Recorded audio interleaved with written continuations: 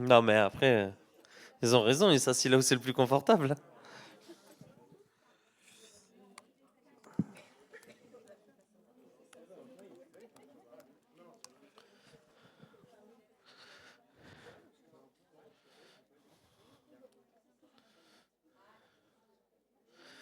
Ok. Allez, les derniers, s'il vous plaît. Venez sur les chaises de devant, s'il vous plaît. On s'éparpille. Venez sur les chaises de devant. Là, tu es au troisième. Viens un peu plus près. On est ensemble. On a assez passé de temps ensemble pour supporter l'odeur de l'autre à côté.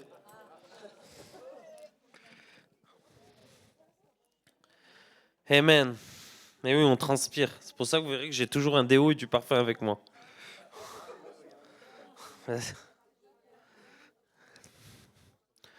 Ok. Chut. On s'assoit. Ou plutôt, on va se lever un instant, on va prier. Hein? La prière après le repas. Est-ce que vous êtes motivés? Hein? Il reste encore un peu de temps avant que la formation soit finie. D'accord? Donc là, ce qu'on va faire, c'est qu'on va avoir un temps d'enseignement, mais court. Assez pour sortir, pour après entendre les témoignages et finir sur quelque chose qui va être plus slow. Avec une dernière, c'est toujours important parce que les gens ils demandent souvent avec les questions. C'est pour ça que si vous avez des questions, il faut les mettre parce qu'à la dernière session, on va faire cela. Il va y avoir peut-être beaucoup de questions parce qu'on peut pas tout traiter. Hein. J'aimerais tellement parler plus de la guérison, de la démonstration de puissance, tellement de plus de choses, plus de l'échec, la prise de risque. Il y a tellement de choses à parler, mais on a fait des choix et aujourd'hui, en fait, on adapte suivant ce que vous vivez. Ben, j'adapte les enseignements pour que là, ce qu'on va vivre, vous puissiez encore être plus équipé pour. Ok? Avant cela, j'aimerais juste, Saint-Esprit, te donner toute la place. Merci pour ta grâce. Et je prie vraiment que tu puisses nous conduire, que tu puisses nous... Maintenant, là où on est, tu puisses nous réveiller parce qu'on a encore quelque chose à te donner de notre obéissance pour voir la manifestation de ton amour et ta puissance cet après-midi. Et je prie que maintenant cet enseignement puisse venir et que là où il y a des difficultés, ça puisse apporter de l'espoir, ça puisse apporter du courage, mais de la persévérance. Dans le nom de Jésus. Amen. Yes. On peut acclamer Jésus? Sacha, est-ce que tu peux venir? Sacha va nous raconter deux témoignages, je crois.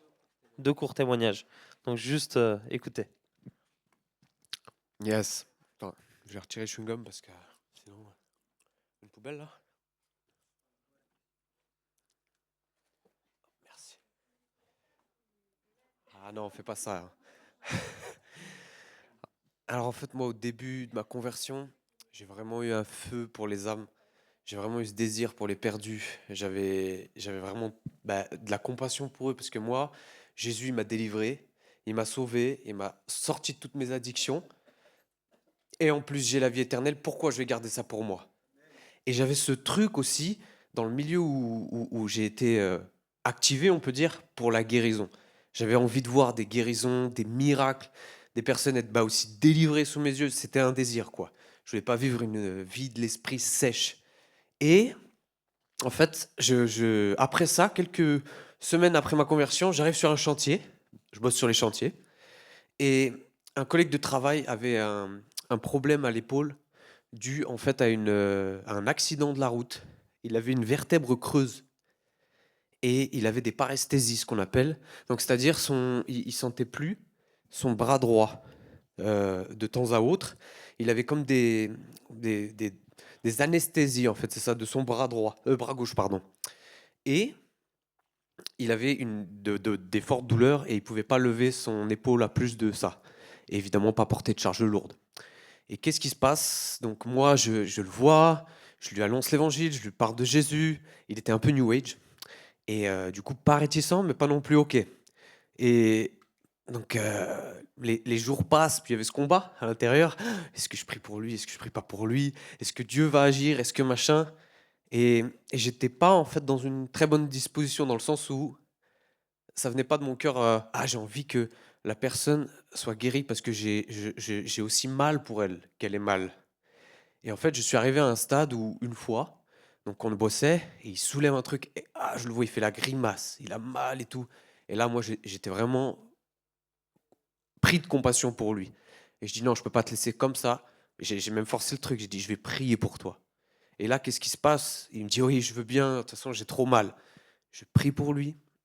Je pose ma main, du coup, je savais que c'était sa vertèbre. Je pose ma main sur le haut de sa nuque. Et là, juste simple, je commande au nom de Jésus, douleur, tu pars et vertèbre soit restaurée. Et il se retourne vers moi. Il me dit, mais qu'est-ce que tu me fais là? Je dis, mais moi je fais rien. Il me dit, mais tes mains, elles sont brûlantes. Je dis, non, mes mains, elles sont normales. Il touche mes mains. Il me regarde, il me dit, mais waouh, mais j'ai l'impression que je suis stone. Et je dis, non, ça c'est le Saint-Esprit, mec. Et du coup, il me dit, il commence à tester tout de suite. J'ai même pas besoin de lui dire de tester. Il teste. Il me dit, mais je peux lever mon épaule. Je dis, waouh, alléluia, gloire à Dieu. Enfin, je commence à rendre gloire à Dieu, tout ça. Il me dit, c'est un truc de ouf, machin. Et, et là, il va en fait on posait des radiateurs. Des radiateurs qui font 2 mètres sur 2 mètres. Euh, c'est très lourd. Très, très lourd. Et il va, c'est un beau bestiau, hein. Il faisait 1,85 m, bien large, enfin, costaud. Et il va pour le prendre. Je dis, attends, je vais t'aider. Il dit, non, surtout pas. Je veux tester ma guérison. Le mec, il est passé il pouvait à peine porter un seau d'outils à la main, à soulever un radiateur de 120 kilos et le plaquer sur le mur. Voilà ce que Jésus il est capable de faire. Et ça, il l'a fait sur mon lieu de travail. Et une autre fois, donc ça c'était par rapport à la guérison, une autre fois, avec mon ami Raoul qui est juste là, il n'y a pas si longtemps que ça, on sort dans les rues, on aime avec Raoul voir les gens sauvés, les gens guéris, ou aussi juste annoncer l'évangile. Et qu'est-ce qui se passe? Je reçois une parole de connaissance pour un homme. Du moins, je croyais. Et là, je vais vers cet homme, je dis, excusez-moi, monsieur, ça va vous paraître bizarre, mais est-ce que vous avez une douleur à l'épaule? Et il me regarde et dit, ah non, pas du tout. Bon, c'est pas grave. D'accord, ça vous paraît bizarre, Dieu me parle des fois, nanana. Je lui annonce l'évangile, je le bénis, il n'était pas OK avec ça, c'est pas grave, je laisse passer. Et là, quelques mètres après, et pourra témoigner Raoul, à peine une cinquantaine de mètres plus loin, il y avait 3 jeunes assis sur un banc. Et Raoul me dit, non, non, il faut qu'on leur parle. Et puis moi, je suis là, genre, OK. Je redemande encore une parole à Dieu. Je dis, Seigneur, qu'est-ce que tu veux me dire sur une de ces personnes ou sur ces 3 jeunes? Et là, j'entends, il y en a un qui vient de perdre sa mère dans ce groupe. Il faut que vous y alliez. Donc j'y vais, je présente la carte de Lucas. Il a fait une carte merveilleuse avec l'évangile en quelques points. Vous les descendez, c'est facile, tout le monde peut le faire. Et vous pouvez amener des personnes à Jésus comme ça. L'évangile est sur cette carte. Et là, j'arrive, donc du coup, je monte la carte, les jeunes sont intrigués, ils ne sont pas fermés du tout au message de l'évangile. Et là, je dis, mais j'ai l'impression qu'il y a l'un d'entre vous qui a perdu sa mère dans ce groupe. Et là, il me dit, oui, c'est moi. Et il me regarde avec ces termes, mais comment tu sais? Et là, donc, je vais vers lui, je commence à approfondir le truc. Je lui demande, est-ce que je peux prier pour lui? Et il me dit, oui, avec plaisir. Je prie pour lui, il est touché par le Saint-Esprit. Ses 2 collègues sont touchés aussi par le Saint-Esprit alors que je prie. Je leur dis, alors, vous sentez cette présence? Ils sont là, ouais, mais qu'est-ce que c'est que ce truc? Je dis, ça, c'est la présence de Dieu. Ce que vous venez de ressentir, c'est la présence de Dieu. Et là, je leur dis, est-ce que vous voulez juste donner votre vie à Jésus aujourd'hui? Et les 3 me répondent oui. Alors, on les amène dans une prière à la repentance et ils ont donné leur vie à Jésus.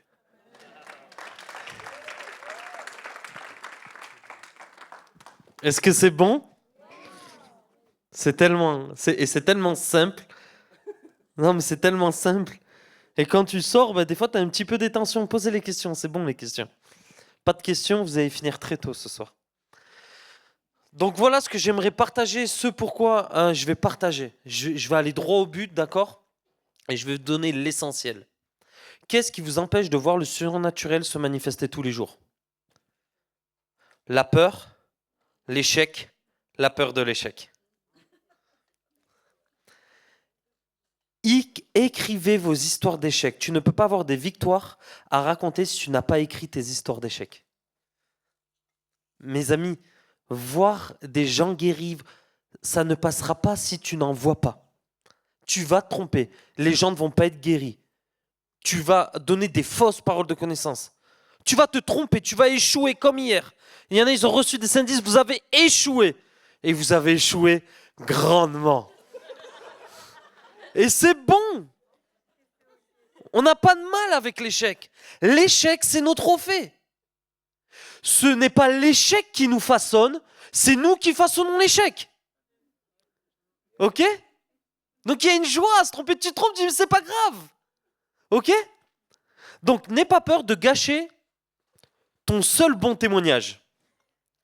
J'ai écrit, on craint de gâcher le seul bon témoignage qu'on a, donc pour ne pas être confronté à un échec, on fait rien.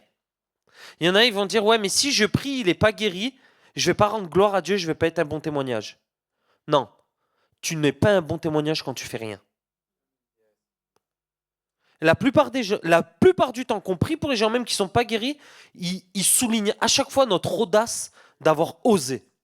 Toujours. Même s'ils ne sont pas guéris, il y a toujours un ou deux incrédules qui... Ok, mais les autres, ils vont dire, mais c'est quoi cette foi?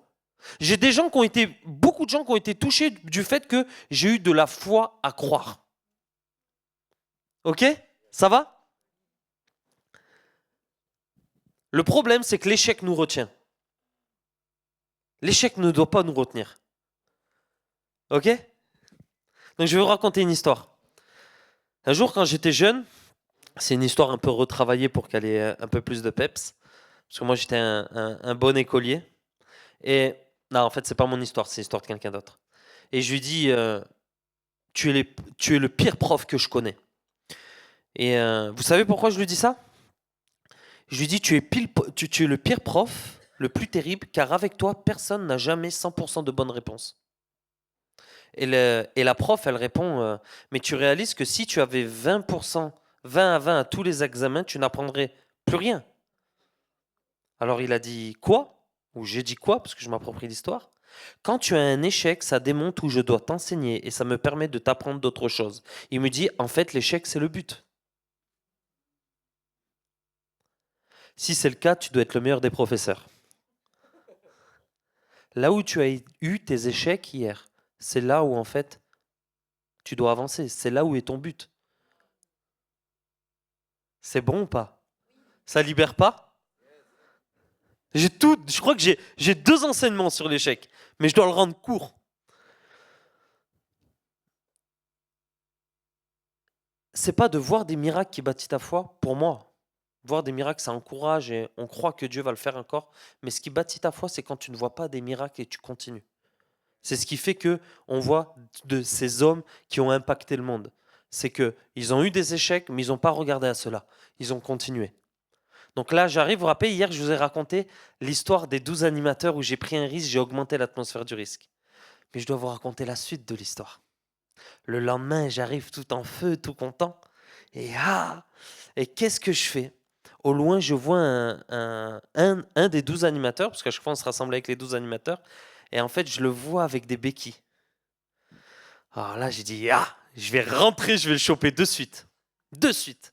Et là, il est là, il a des problèmes. Il a une entorse carrément, plus qu'une entorse. Il s'est retourné la cheville. Et là, j'arrive, il y a les 12 animateurs. Et qu'est-ce que je fais? Je répète ce que j'ai fait la veille. Venez, venez, regardez. Et là, j'ai pris une fois. La veille, il y avait la gloire de Dieu. La veille, tout le monde a dit, oh Jésus, il est bon, c'est extraordinaire, toutes ces choses. Le lendemain, je suis là, j'ai pris une fois. Mais je suis persévérant. 2 fois, 3 fois, 4 fois, 5 fois.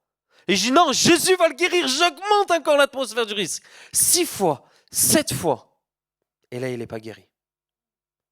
Et là, je vis la plus grosse humiliation de ma vie. Et là, il me dit, ton Jésus, hein. Et il commence à me pointer du doigt et à m'humilier littéralement. Regarde ton Jésus qui guérit, qui guérit. La veille, il y avait la gloire de Dieu. Le lendemain, c'était la pire des situations qui m'est arrivée. Et qu'est-ce qui s'est passé? C'est que je me suis fait absorber par l'échec. À tel point que j'ai même failli perdre, pas que j'ai failli perdre la foi, mais j'ai l'impression que Dieu m'avait abandonné, il n'était plus avec moi. Il m'avait lâché. Et qu'est-ce que j'ai fait? J'ai commencé à rentrer, à penser dans le travail de l'identité, ce que Satan avait voulu pour moi. Et en fait, il a voulu me détruire. Et à travers cet échec, il y a beaucoup de choses qui sont passées à l'intérieur de moi. Ça a été difficile. Mais je me suis vite repris. Pourquoi? Quand tu as un échec, il faut que de suite tu te relèves. Quand tu as un échec, tu te relèves, tu vas taper l'autre personne. Dans le bon sens. Quand je dis taper, si tu vas l'arrêter, tu dis excuse-moi, vous avez une douleur quelque part. Ok? Quand tu as un échec, ne reste pas sur ta mauvaise note d'échec. Des fois, il arrive qu'on a un échec, on ne peut pas continuer. Parce que des fois, quand il nous arrive une circonstance où on doit arrêter ce qu'on fait pour pouvoir nous occuper du problème, mais une fois que vous êtes occupé du problème, retournez-y. Juste par principe de ne pas rester sur une mauvaise note. Ok. C'est comme quand on tombe à cheval, exactement. Donc, regardez bien.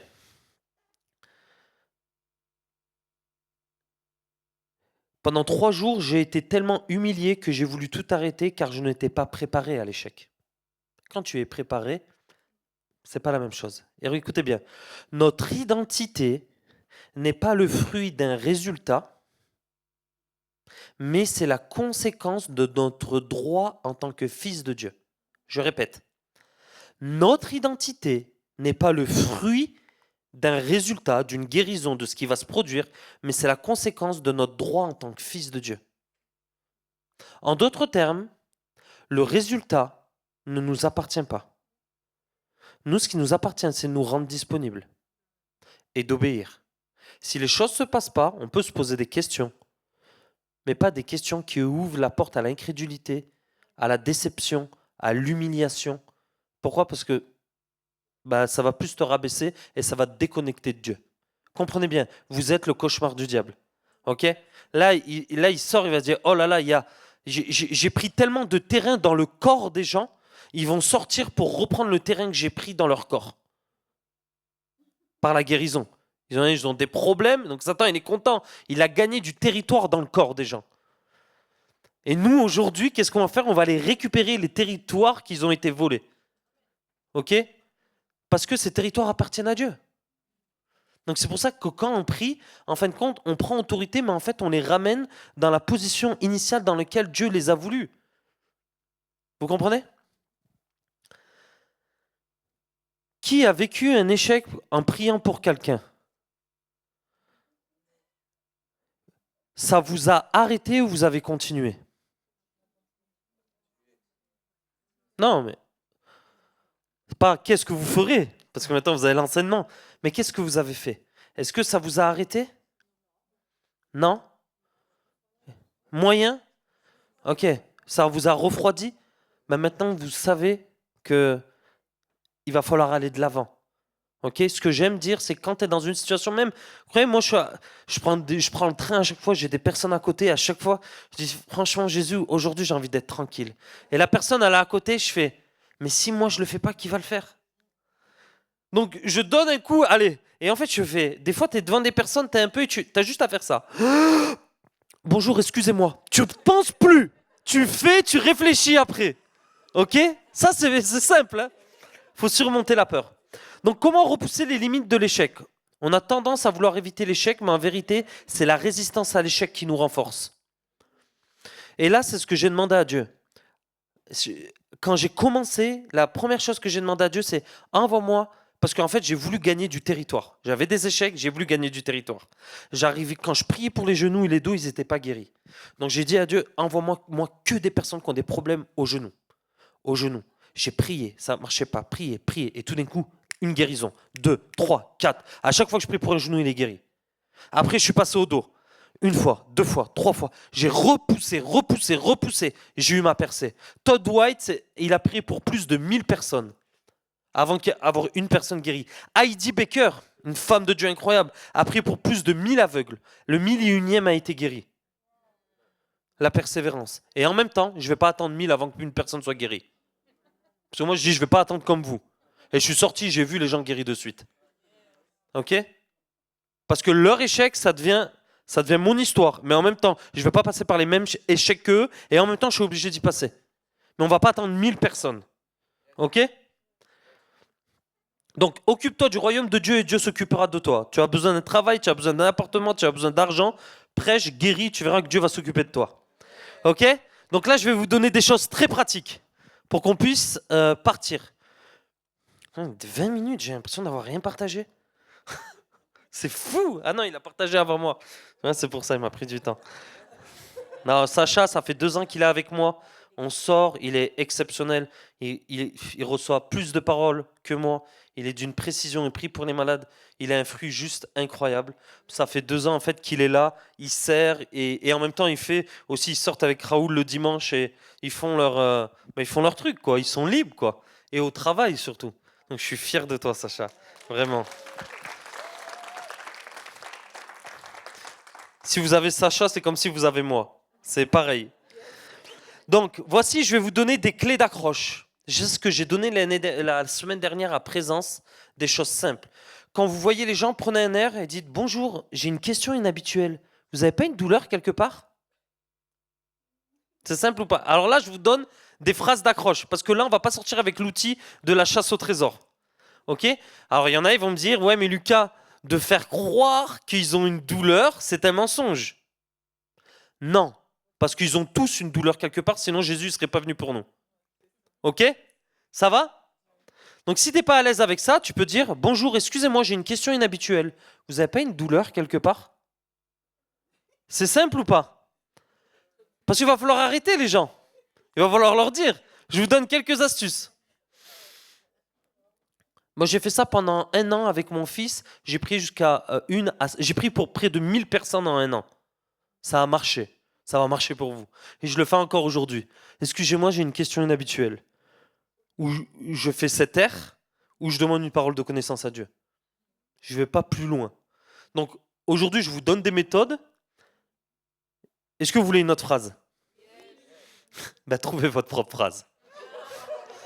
Elle marche toujours, celle-là. Non, je sais pas, par exemple, elle a un chien. Elle a un chien. Eh ben, le chien, vous le regardez, vous dites, ouais, il est mignon, votre chien. Même si c'est pas vrai. Parce que c'est la créature de Dieu, donc vous mentez pas. La création de Dieu, ok? Et c'est pareil pour le bébé. Il est mignon. Vous avez déjà vu le sketch de Gad Elmaleh? Il est mignon, hein? Non, vous l'avez pas vu. C'est les choses du monde, regardez pas. Moi, j'étais pas chrétien. Non, j'aime Gad Elmaleh. En plus, c'est un fervent catholique qui fait beaucoup de choses en ce moment. Donc il y a un enfant, en fait, je dis, j'arrive à la caisse, bonjour, ça va? Ah, c'est pas trop dur aujourd'hui? Oh là là. Par exemple, un jour, il y a une dame, et j'utilise cela parce que c'est vraiment une clé. Elle me dit, oh là là, est-ce que vous avez besoin d'un miracle aujourd'hui? Vous pouvez dire ça aux gens. Elle dit, ouais, j'aimerais avoir la paix dans le monde. Oh. Ouais, ok, il n'y a pas de souci. Est-ce qu'on peut prier ensemble pour la paix dans le monde? Donc je prie avec elle pour la paix dans le monde, et je la regarde et je lui dis, mais pour qu'il y ait la paix dans le monde, il faut que nous, d'abord, nous soyons en paix avec Dieu. Et je lui ai annoncé l'évangile. C'est simple ou pas? Vous utilisez la circonstance, vous parlez son langage. D'accord? Si moi, quand je vais avec les mecs de quartier, je suis, oh, ça va ou quoi, les gars? Oh, Rouya, comment ça? Salem alaikum, comment ça va? Oh, ça va ou quoi? Bon, ça fume le bédo et tout, vous fumez et tout. Je vais avec leur langage, vous comprenez? Écoute, moi j'ai vendu, j'ai fait n'importe quoi, j'ai cambriolé. Et je vais en fait dans leur terrain de jeu. Et après, j'adapte le langage et je les amène à Jésus. On doit adapter notre langage. D'accord? Vous voyez quelqu'un, je sais pas moi, quelqu'un qui est assis, ah, elle est belle la journée aujourd'hui. Ah là là, comme il fait bon aujourd'hui. Eh, quand même, hein. C'est un privilège quand même hein, d'avoir le soleil, d'avoir le bon temps, la bonne santé. Vous êtes en bonne santé? Oui, vous comprenez ou pas le mécanisme? Alors il y en a, ils vont me dire, et c'est toujours les mêmes, la pensée qui tourne, c'est ouais, mais moi je fais seulement ce que le Père fait. Je ne fais pas des trucs comme ça, juste quand Dieu me parle, je le fais. Et en fait, le problème, c'est que ça fait plus de 6 mois que vous ne faites rien. Et la Bible, parce que la Bible, juste avant ce verset, elle dit que le Père travaille en tout temps. Donc si le Père travaille en tout temps, et que Jésus fait seulement ce que le Père fait, donc Jésus fait tous les jours quelque chose. Ok? Comment on prie pour un malade? Pratique. En fait, c'est quoi? J'ai fait cela là, avec 1000 personnes à présence. C'était tellement simple. Les gens, ils sont revenus, ils ont amené des gens à Jésus, ils ont guéri les malades. Et je me dis, des fois, on fait des choses compliquées, alors qu'en fait, on a juste besoin de simplicité. Ok? Donc, quand on prie pour une personne, on peut amener 5 étapes. Ok? La première étape, c'est où avez-vous mal? Logique. Donc, excusez-moi, vous n'avez pas une douleur quelque part? Si elle vous dit oui, après on fera le non. Si elle vous dit oui, dites, mais où vous avez mal? À l'épaule? Elle me dit, ah bah à l'épaule. Ok, est-ce que je peux prier pour vous? Bah oui. Est-ce que je peux poser la main sur votre épaule? Partez du principe que vous n'avez pas autorité sur les gens. Ok? La seule autorité, c'est celle qu'on vous donne. D'accord? Et par respect pour des femmes, peut-être, vous savez, des fois, j'ai rencontré des personnes, ils ont vécu des abus. Tu les touches, pour toi, c'est rien. Mais pour eux. Donc, en fait, ils vont ressentir l'amour, la compassion et la bienveillance. Quelqu'un qui n'est pas bienveillant, j'en ai vu, il prie au nom de Jésus, les béquilles comme ça, et il tape dans les béquilles, sois guéri, vas-y, lève-toi. Et c'est vrai, on peut le faire sur certaines circonstances. Mais ça manquait, en fait, d'amour. Vous comprenez? Ça manquait de respect pour la personne. Vous comprenez? Et souvent, c'est plus pour se rassurer soi-même que pour rassurer la personne. Parce qu'en fait, on n'a pas la foi, on a de l'incrédulité, et on fait reposer notre incrédulité sur la vie des personnes. Donc, où avez-vous mal? Deuxièmement, l'échelle. Sur une échelle de 0 à 10. Vous n'avez pas vu, des fois, on vous le dit ça? Pourquoi on vous dit cela? Parce que les gens ont l'habitude de voir toujours le verre vide et jamais le verre plein. Donc, sur une échelle de 0 à 10, vous avez mal à combien? 10, c'est la pire des douleurs. 8, ok. Là, à ce moment-là, qu'est-ce que vous faites? Vous posez la main sur elle, d'accord? Parce que vous lui avez demandé. Vous priez pour elle. Quand vous priez, vous faites quoi? Seigneur Jésus, viens la guérir. Non. Pourquoi? Parce qu'on a reçu l'autorité. Seigneur, bénis-la. Oh Seigneur, tu sais ce qu'elle est en train de vivre en ce moment. Tu parles à la troisième personne. Non. C'est toi qui es là. Elle ne connaît pas Dieu. Tu es le référent de Dieu. Donc tu prends autorité. Dans le nom de Jésus, je commande aux genoux d'être guéri. 10 secondes. Pas 20 000 prières pour vous rassurer. D'accord? 10 secondes. Et une fois que vous avez fait cela, testez. Pourquoi? Parce que sinon, ce n'est pas de la foi, c'est juste une petite prière. Vous comprenez? Parce qu'on veut voir les malades guéris. Donc testez. Une fois qu'elle a testé, vous lui refaites l'échelle. De 0 à 10, et vous verrez que l'échelle, elle va diminuer. Ok? Donc, 1, où avez-vous mal? 2, l'échelle. 3, on impose les mains, mais on lui demande avec une courte prière de 10 secondes. 4, faites quelque chose que vous ne pouviez pas faire. Si c'est possible, hein, c'est un cancer ou quoi, on peut pas le savoir. Et 5, on repose l'échelle. Après, à chaque fois d'être prié, suivant les cas que c'est, si c'est des gros cas, il faut toujours un diagnostic. Les conseils de les amener au médecin, que ce soit un diagnostic, qui soit diagnostiqué par le médecin, parce qu'il y a des maladies, il ne faut pas rigoler avec. Parce que des fois, on lance comme ça, les gens ils prennent tellement les choses au sérieux qu'ils peuvent faire n'importe quoi. Donc le diagnostic, pourquoi? Parce que dans le diagnostic, si on croit et on sait qu'ils sont guéris, ils vont être un témoignage que c'est Jésus qui les a guéris. Ok? Ça va? S'ils vous disent non, vous avez une douleur quelque part? Non. Il y a 2 options. Donc, bon, elle vous dit non. Ok? Donc ça, c'est la première option. Soit vous, à ce moment-là, vous avez appris à entendre la voix de Dieu. Donc qu'est-ce que vous allez faire? Vous allez prendre un risque. Elle vous dit non, comme la chasse au trésor, elle était caduque. Mais vous avez utilisé, même si ce n'était pas les personnes des indices, vous avez utilisé cela pour prier pour elle. Donc là, tu demandes au Saint-Esprit une parole, la première impression. Ose! Si tu ne le fais pas cet après-midi, tu ne le feras pas. Tu vas te tromper. Mais je veux que tout le monde se trompe pour qu'on ait plein de trophées. À chaque fois que tu te trompes, tu as un trophée. D'accord? Si tu réussis, tu n'as pas de trophée, tu es nul. Si tu réussis pas, tu es fort. Non, on va changer la tendance. Ok? Mais on va voir les malades être guéris. Mais le tout, c'est de se surpasser. Si vous ne surpassez pas, vous verrez rien. Et vous n'aurez pas de témoignage. Maintenant, ça vous dit non, j'ai pas de douleur. Racontez-lui un témoignage de salut. C'est simple. Ah, vous n'avez pas. Ok. Soit votre propre témoignage. Alors, si vous êtes chrétien, depuis votre enfance, Parce que souvent, il y en a, il me dit, ouais, mais moi, j'ai pas un témoignage comme toi, Lucas. Moi, je suis né dans cela, dans la famille chrétienne, tout s'est bien passé pour moi. Et je fais, ben, t'es le témoignage vivant que quand on est avec Dieu, tout se passe bien. Donc, vous avez un témoignage. Arrêtez de... Dans ce témoignage, vous avez vu des miracles, peut-être vous avez vu de provisions. Vous comprenez? Ou même, vous dites, ben, ouais, je suis né chrétien, mais en fait, j'ai ces chrétiens religieux, une religion. Mais quand en fait, j'ai fait une rencontre personnelle. Et j'ai remarqué que beaucoup, en fait, croient en Jésus comme une religion, mais Jésus, lui, veut une relation. Et je vous le donne, votre témoignage. Ok? Ça va? Et là, à ce moment-là, si la personne, à la fin, il faut inviter les personnes à croire et à mettre leur foi en Jésus, si on veut qu'ils soient sauvés. Ok? J'ai créé, c'est ce qu'il disait, une carte juste ici.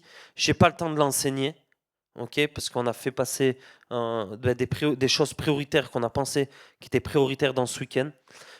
Vous allez pouvoir, la carte elle est gratuite, elle a 9 points. Quand vous QR codez, vous arriverez sur mon site et on peut vous envoyer 10 cartes gratuites, vous payez juste les frais de transport et 6 vidéos. En fait, ça un entonnoir, tous les gens viennent à Jésus. C'est incroyable. Mais vraiment. Donc je vais vous récapituler parce qu'on n'a pas le temps de vous former à cela. Quand vous avez guéri la personne, quand il s'est passé quelque chose, je vais vous donner 3 clés simples. La première, c'est une fois qu'elle est guérie ou qu'elle n'est pas guérie, vous lui dites ceci. Écoutez bien, ou notez. Si Jésus serait physiquement là, est-ce que vous le laisserez prier pour vous? Les gens, à tous les coups, disent oui. Vous dites, Jésus est comme le vent. On peut le ressentir. Est-ce que je peux prier pour vous que vous puissiez le ressentir? Et là, à ce moment, vous lui tenez la main et vous priez. Merci de venir avec ta paix, la paix dans le monde. Peu importe. Le Saint-Esprit vient, touche-la.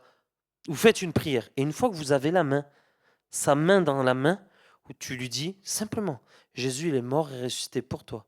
Est-ce que tu veux mettre ta foi en lui et croire? Il dit oui, vous priez avec lui. Est-ce que c'est simple ou pas? Je ne vous demande pas de faire, je ne veux pas vous ramener avec des gros devoirs dehors. C'est simple. Une fois que vous avez fait toutes ces choses, si Jésus, donc on dit quoi? Si Jésus serait là physiquement, est-ce que vous laisserez prier pour vous? Oui.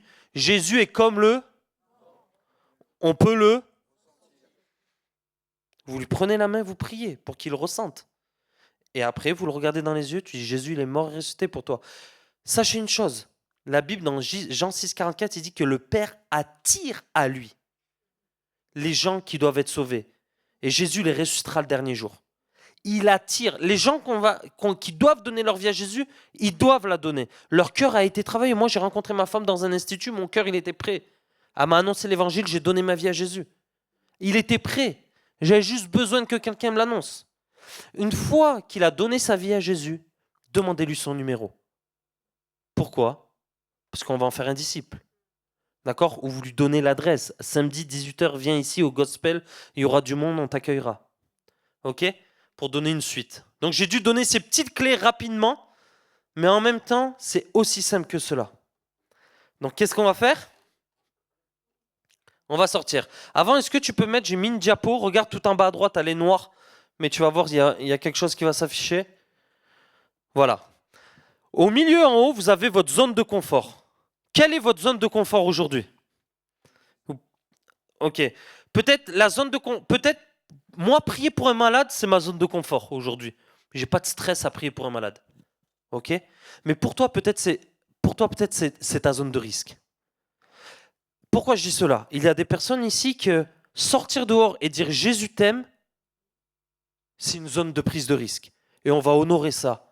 C'est pas parce que tu vas pas prier pour un malade que tu as un échec et tu n'as pas bien fait. Nous, on va voir le verre plein. Et on va t'amener dans ce chemin jusqu'à que tu arrives à prier pour un malade. Ok? Ça va? Donc, ta zone de confort, c'est quoi? Une fois que tu as ta zone de confort, tu définis qu'est-ce qui est un risque pour toi aujourd'hui. Voir un malade, prier pour un malade, c'est un risque. Demander une parole de connaissance pour Dieu, c'est un risque. Amener quelqu'un à Jésus, c'est un risque. Vous comprenez où je veux dire? Dire Jésus, je t'aime, c'est un risque. Juste s'arrêter, dire bonjour, ça va, c'est un risque, c'est possible. Parce qu'il y a des non, mais on n'est pas. Il y a des personnes qui ont vécu des choses dans leur vie, et notre but c'est pas de les condamner. Notre but c'est de les rendre plus libres. C'est de vous rendre plus libres. Donc je suis ok avec ça. Ça va? Et une fois que vous allez prendre le risque, vous allez être confronté à une chose. La zone repousser l'échec. Vous allez là les personnes vous allez prier, ils vont être guéris. Vous allez être guéri, mais arrive un moment vous allez tomber sur une personne qui va pas être guérie. D'accord? Si c'est par exemple vous priez pour un dos, il n'est pas guéri, je vous lance le challenge de demander à Dieu, mais de prier pour des dos jusqu'à que vous repoussez les limites de l'échec. Et quand vous ferez cela, tout ce qui était un risque, qui va passer à la zone de repousser les limites de l'échec, va redevenir dans votre zone de confort. Et votre zone de confort va grandir. Mais le problème après, c'est que vous allez devoir encore étendre la zone de risque. Donc vous allez grandir dans autre chose. C'est pour ça qu'arrive un moment, arrêter tous les jours, c'était bien. Mais arrive un moment, faire une soirée de réveil, c'était une prise de risque de fou. Et c'est ce qu'on a fait là. Mais en fait, on avance. Et chacun là où il est. Vous comprenez? Mais le tout, c'est toujours de grandir. Ça, c'est très développement personnel. Ça, c'est vraiment des principes de développement personnel. Et en même temps, Jésus nous a dit de prêcher, guérir. Et en même temps, ceux qui n'y arrivent pas ou qui sont bloqués, je ne veux pas qu'ils se sentent condamnés. Mais je veux qu'ils se sentent poussés à continuer. Ça va? Est-ce qu'il y a des questions à propos de cela? Les autres, on les met là. Il n'y a pas de questions? Donc on va se lever gentiment. On va se mettre 2 par 2, pas avec les binômes d'hier. Vous changez de binôme. D'accord? Vous changez de binôme et je vais vous lancer bien sûr un défi. C'est pas de défi. Pas de défi. Ok? Allez, changez les... changez... Ne mettez pas avec des équipes de chez vous. Toi, tu es avec qui? Viens, je vais te mettre avec quelqu'un. Viens, Adonai. Ah, c'est le t-shirt Adonai. Non, mais Adonai, Dieu, ne t'inquiète pas, on te donne pas là. Ah, t'es avec quelqu'un? Non, mais je vais la mettre avec quelqu'un d'autre. Ok? Je veux que tu sois poussé au-delà de tes... Et toi, viens. Sacha, t'es avec qui? T'es avec, ok.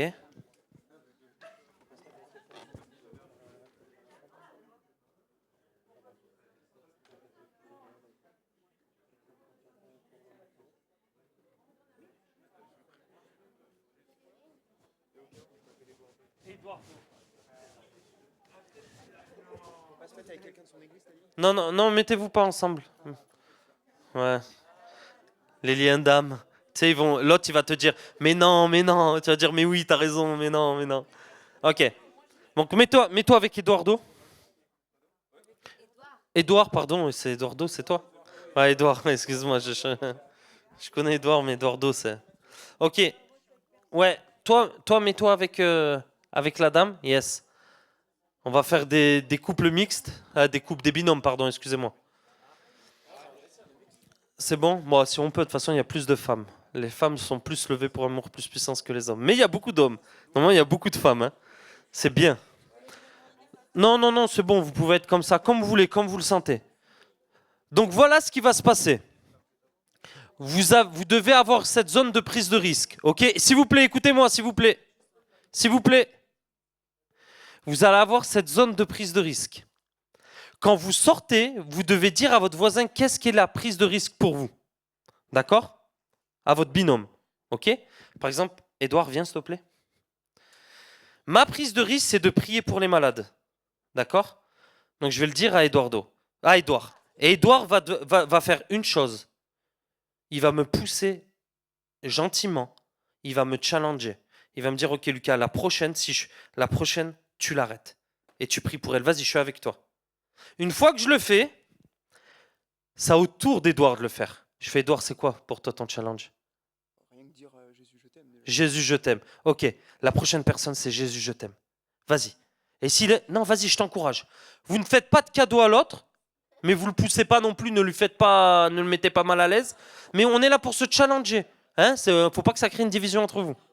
Non, mais sérieux, vraiment. On est là pour s'aider. Et c'est pour ça que Jésus a envoyé les disciples deux par deux. Je vous encourage, on va sortir, je vous encourage à arrêter 4 personnes dans votre zone de risque. 4 personnes, prier pour 4 personnes, recevoir 4 paroles de connaissance, ça veut dire personne après personne. 3 à 4 personnes. Donc quand vous revenez, vous devez, même si vous avez des revenus caducs et vous avez eu des échecs, au moins vous avez prié pour 3 personnes. Ce n'est pas le résultat de la guérison, c'est de prier que je veux honorer aujourd'hui. Ok? Ça va? Il est 14h, 37. À 15h40, tout le monde ici. Pas 15h20, pas 15h30, 15h40. Ok? Et à 45, on débute. Le retour. Ça vous va? Est-ce que vous l'avez compris ou pas? Ah oui. Hein? Alors pareil, on va autour. Pourquoi? Parce qu'on veut gagner l'entourage, parce qu'on a l'église ici, on va en profiter. Parce que des fois, on va en ville, mais on va profiter d'avoir l'entourage et des gens qui sont autour pour pouvoir bénir cette ville. Qui aimerait prier? Viens, prie pour tout le monde. Yes. Vas-y.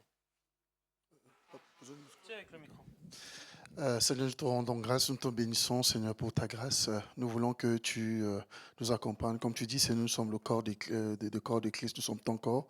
Nous voulons nous revêtir de ta présence. Que tes mains, Seigneur, soient sur nos mains, nos pieds soient tes pieds, Seigneur. Que nos bouches soient ta bouche, Père. Que ce que nous dirons, Seigneur, tu honores nos paroles, tu honores les gens que nous rencontrons. Merci de nous donner la capacité d'aimer les autres, Seigneur, à savoir parler, à savoir, oh Dieu, toucher là où, Seigneur, ils ont besoin d'entendre, Seigneur, de révéler ta grâce éternelle. Nous aimerons, Seigneur, te voir à l'œuvre et surtout, Seigneur, pour nous, comme c'est une formation, Seigneur, d'aller au-delà de notre zone de confort, Seigneur, être content de ce que nous avons pu accomplir, Seigneur, et le reproduire chez nous, Seigneur. Nous voulons te dire merci parce que tu te glorifieras. Au nom de Jésus, Amen. À tout à l'heure.